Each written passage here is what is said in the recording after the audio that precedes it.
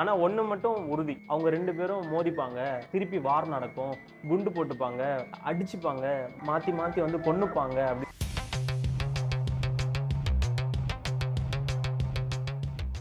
இந்த உலகத்துல இது நடக்காது அப்படின்னு நம்ம எதை தான் யோசிக்கிறோமோ அதெல்லாம் நடந்துகிட்டே வருது. ரொம்ப ஜாக்கிரதையா இருங்க, அது எப்போ வேணா நடக்கும். எல்லாமே வந்து ஒன்று மட்டும்தான் சொல்லுது, நம்ம அழிவை நோக்கி போயிட்டே இருக்கோம்.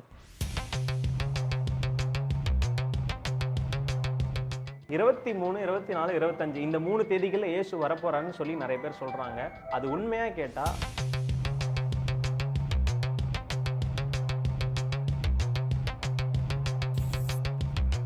ஒரு சின்ன பையன், 22 வயசு பையன் ஒரு ஃபேமிலி மேனை வந்து சொல்கிறான். அவங்க பொலிட்டிஷியன், அதை விட்டுருங்க. அவங்க ப்ரீச்சர், அதை விட்டுருங்க.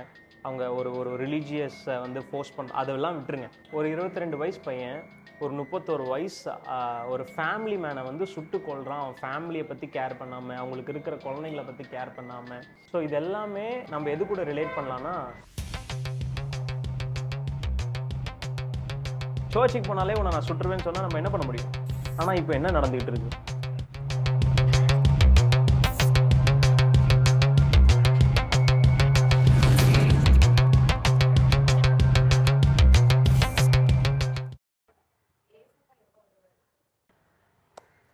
நிறைய பேர் எனக்கு என்னோட மெசேஜில், கமெண்ட்ஸில், டிஎம்ஸில் எனக்கு ரீசெண்ட் டைம்ஸாக வந்த நிறைய டிஎம்ஸ், நிறைய பேர் இந்த ராப்சர்னு சொல்கிறாங்களே, அது எப்போ நடக்க போகுது? இன்ஸ்டாகிராம், ஃபேஸ்புக், யூடியூப்பை திறந்தாலே ஜீசஸ் வந்து 25ஆம் தேதி செப்டம்பர் மாதம் வர போகிறாருன்னு சொல்லி போடுறாங்க. நிறைய பேர் எனக்கு அந்த வீடியோ ஷேர் பண்ணி இதை பற்றி பேசுங்கன்னு சொல்லி அவ்வளோ மெசேஜஸ். நான் அதை வந்து அப்படியே இதில் சொல்லிடலாம் அப்படின்னு யோசிக்கிறேன். நம்ம கொஞ்ச நாளைக்கு முன்னாடி ஒரு வீடியோ போட்டோம், கொரியனில் ஃபேக்காக ஜீசஸ் வந்துட்டாரு அப்படின்னு சொல்லிட்டு. அது போட்டு கொஞ்ச நாள்லேயே வந்துட்டு இந்த ரெட் ஐஃபரோட மேட்டர் வந்து இஸ்ரேலில் நடந்துச்சு. சிவப்பு கிடாரிய பலி கொடுக்குற சம்பவம் நடந்துச்சு.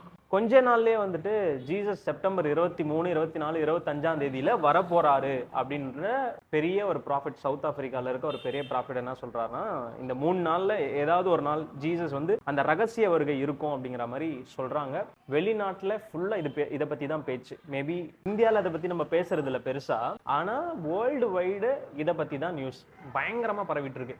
ஜீசஸ் எப்போ வரப்போறாரு, ரகசிய வருகை நடக்க போதாமே, செப்டம்பர் 23, 24, 25ஆம் தேதி ஏசப்பா வரப்போறாருமே, ஏகப்பட்ட வீடியோஸ் இன்ஸ்டாகிராம், ஃபேஸ்புக், யூடியூப்ல. ஸோ அதை பற்றின கருத்து நான் என்ன சொல்ல விரும்புகிறேன் அப்படின்னா, நம்ம இப்போ போயிட்டு இருக்க காலம், நம்ம இப்போ வாழ்ந்துக்கிட்டு இருக்க இந்த லைஃப் எதை நோக்கி போயிட்டு இருக்குன்னா, நம்ம சுற்றி நடக்கிற நிறைய விஷயம் லிட்ரலாகவே இயேசுனுடைய வருகைக்கு ஆயத்தப்படுத்தப்பட்டுருச்சு. நம்மளை சுற்றி நடக்கிற எல்லா விஷயமே ஒரே விஷயத்துக்கு நேராக தான் நம்மளை கொண்டு போகுது, ஒரே விஷயத்தை தான் இண்டிகேட் பண்ணுது. நம்மளே வந்து சின்ன வயசுலேருந்து கேட்டு வளர்ந்த ஒரு வார்த்தை அதுதானே, வரப்போறாருன்னு சொல்லியே வளர்த்தாங்க. சர்ச்சில் சொல்லியிருப்பாங்க, நிறைய பேர் நம்ம பேரண்ட்ஸ் சொல்லியிருப்பாங்க. ஆனால் நமக்கே இவ்வளோ வயசாயிருச்சு, இன்னும் இயேசு வராருன்னு தான் கேள்விப்பட்டுட்டு இருக்கோம்.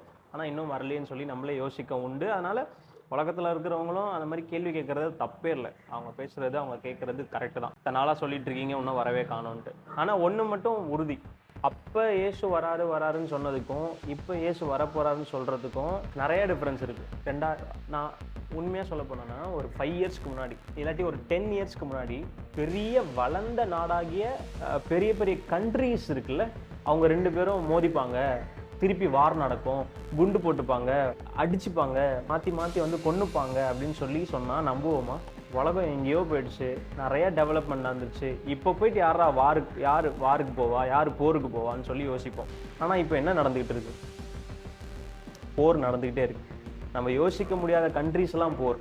இஸ்ரேலுக்கும், பாலஸ்தீனுக்கும், ரஷ்யாவுக்கும், உக்ரைனுக்கும். இப்போ கொஞ்சம் நாளைக்கு முன்னாடி இந்தியா வெர்சஸ் பாகிஸ்தான் போயிருக்கோம். ஸோ நிறைய வளர்ந்த கண்ட்ரிஸ் கூட இப்போ போருக்கு ரெடி ஆகிட்டு இருக்கிறாங்க. ஒரு 7-10 இயர்ஸ்க்கு முன்னாடி ஒரு குட்டியோண்டு வைரஸ் வரும், அந்த வைரஸை பார்த்து உலகமே பயந்து வீட்டுக்குள்ளே தான் அடங்கியிருக்கும். எதுவுமே இந்த உலகத்தில் ஆப்ரேஷனில் இருக்காது, எல்லாமே முடங்கி போயிருக்குன்னு சொன்னால் நம்பியிருப்போமா? நம்ம நம்பியிருக்கவே மாட்டோம். ஆனால் அது நடந்துச்சு. உலகமே ஒரு குட்டி வைரஸ்க்கு பயந்து 1 வருஷம், 1.5 வருஷம், 2 வருஷம் வீட்லேயே இருந்தோம். நடந்துச்சா இல்லையா? அதனால் இந்த உலகத்தில் இது நடக்காது அப்படின்னு நம்ம எதை தான் யோசிக்கிறோமோ அதெல்லாம் நடந்துக்கிட்டே வருது. அப்போ இயேசுவும் வரமாட்டாரு ஒரு வேளை நீங்கள் நினச்சிங்க அப்படின்னா ரொம்ப ஜாக்கிரதையாக இருங்க, அது எப்போ வேணால் நடக்கும். ஏன்னா இந்த உலகத்தில் நம்ம நிறைய பார்த்துக்கிட்டு இருக்கோம், நடக்க முடியாததெல்லாம் நடந்துக்கிட்டு வருது. பூகம்பங்கள் வந்துக்கிட்டு இருக்கு, கொலைகள் நடந்துக்கிட்டு இருக்கு, அனாவசியமான கொலைகள் நம்ம பார்க்குறோம்ல, நியூஸில் எல்லா இடத்துலையுமே பார்க்குறோம். நிறைய ரத்த சாட்சிகள் பார்க்குறோம், நிறைய ட்ரிபுலேஷன்ஸ் பார்க்குறோம், நிறைய வியாதிகள் பார்க்குறோம், நிறைய போர் நடந்துட்டு இருக்கிறத பார்க்குறோம், கண்ணு முன்னாடியே நம்ம பார்க்குறோம். ஸோ டெக்னாலஜி, ஏஐ இதெல்லாமே வந்து ஒன்று மட்டும்தான் சொல்லுது, நம்ம அழிவை நோக்கி போயிட்டே இருக்கோம். சீக்கிரமா, ரொம்ப சீக்கிரமா இயேசு வரப்போறாரு. சரி, இப்போ மேட்ருக்கு என்னன்னா 23, 24, 25 இந்த 3 தேதிகளில் இயேசு வரப்போறாருன்னு சொல்லி நிறைய பேர் சொல்றாங்க. அது உண்மையா கேட்டா அது உண்மையான்னு யாராலுமே சொல்ல முடியாது. ஒருவேளை அவர் வந்தா என்ன பண்ணுவீங்க?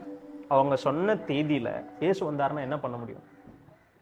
ஸோ நம்ம பண்ண வேண்டியது ஒன்னே ஒன்று தான். அவர் அந்த தேதியில வந்தாலும் சரி, இன்னைக்கு நைட்டே வந்தாலும் சரி, இல்லை அடுத்த வருஷம் வந்தாலும் சரி, நாம என்ன பண்ணணும்? ப்ரிப்பேர்டாக இருக்கணும். நம்ம வேலை அவர் எப்போ வரப்போறான்னு கணிக்கிறதுலாம் இல்லை.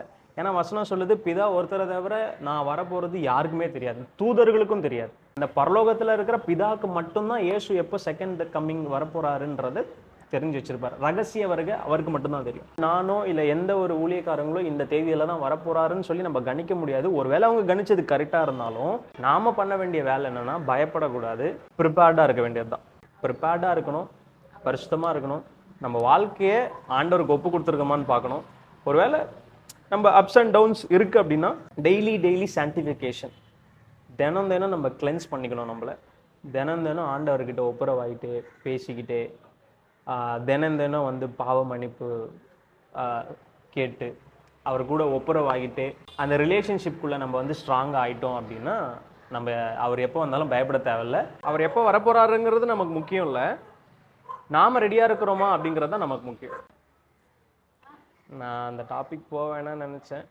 அவர் மரணத்தை குறித்து என்னுடைய டேக் என்ன அப்படின்னா, ஆப்வியஸ்லி இதை நம்ம வந்து இந்த வருகை கூடயும் கனெக்ட் பண்ணலாம். கடைசி காலத்தில் அன்பு தணிந்து போகும்னு சொல்லி வசனம் சொல்லுது.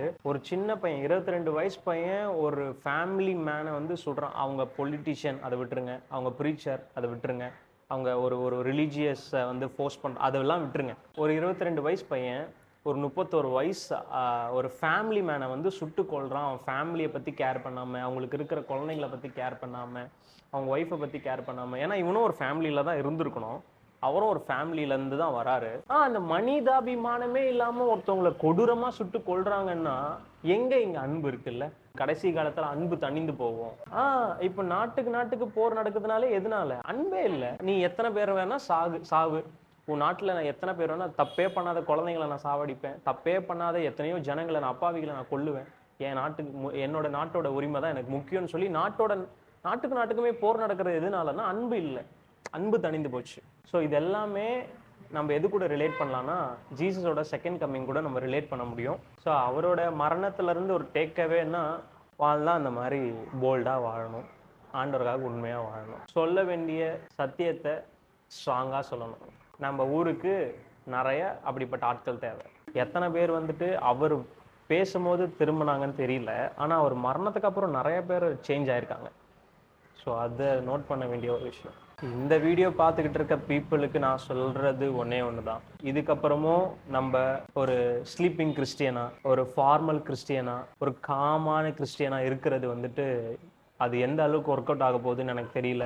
நாம் எழுந்துக்க ஆரம்பிக்கணும், அதிகமாக ஜோம் பண்ண ஆரம்பிக்கணும், அதிகமாக ப்ரேயரில் டைம் ஸ்பெண்ட் பண்ண ஆரம்பிக்கணும். நம்ம என்ன தான் வேலை செய்யலாம், பிஸ்னஸ் பண்ணலாம், நம்மளுடைய பர்சனல் எல்லாத்தையுமே பண்ணலாம். ஆனால் அட் த எண்டு நம்ம எங்கே போய் நிற்க போகிறோங்கிறது நம்ம மைண்டில் ஓடிக்கிட்டே இருக்கணும். நான் சம்பாதிக்கிறது, நான் சேர்த்து வைக்கிறது, என்னுடைய வீடு, என்னுடைய வாசல், என்னுடைய எம்பையர், இதெல்லாம் இந்த உலகத்தை விட்டு போகும்போது அதெல்லாம் என்ன ஆக போகுது?